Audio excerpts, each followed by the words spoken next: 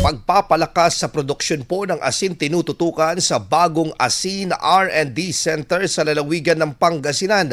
Para sa detalye ng balitang yan, kasama natin Idol Denise Brillante.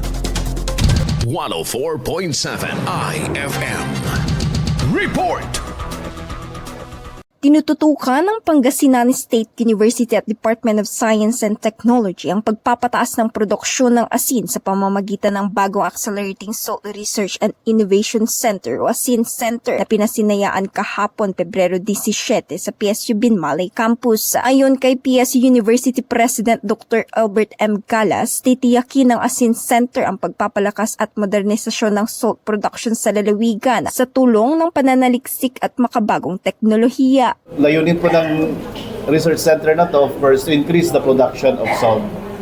Pangalawa po, to increase the quality. Batay sa pag-aaral, umaabot sa 93% ng supply ng asin sa bansa ang mula sa importasyon. Sinabi naman ni DOST Secretary Renato Yusolidum Jr. na bilang probinsyang ang pangalan ay kaugnay sa asin, nararapat lamang na magmula sa Pangasinan ng teknolohiyang magpapataas ng lokal na produksyon at magpapababa sa pag-asa sa imported na supply. One of this nicer program involved determining the salinity of water all across the region from Ilocos Norte down to Zambales, and to look for the most salty water.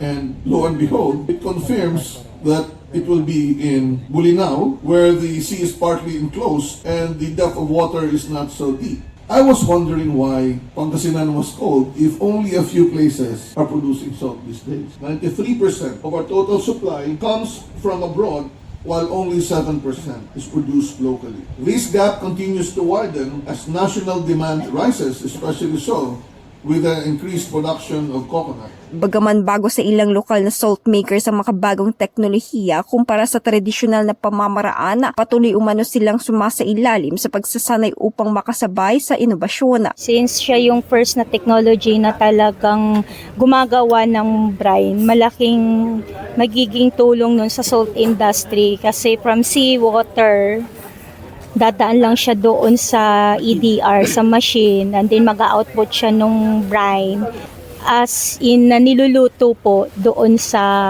mga pugon namin para mag-produce ng refined salt, yung pino po. Ayon sa ulat, may inilaan na 93 milyong pisong pondo ang PSU mula sa DOST sa ilalim ng NICER program para sa pagpapatayo ng ASIN Center. Suportado rin ito ng Republic Act No. 11985 o Philippine Salt Industry Development Act. Natapos ang gusali ng 2025 at ngayong taon ay opisyal nang binuksan para sa operasyon bilang sentro ng pananaliksik at inobasyon sa industriya ng asin. Kasama mo mula rito sa IFM News Tegupan, ito si Idol Denise Brillante. Tatak, IFM. IFM News. IFM News. IFM News.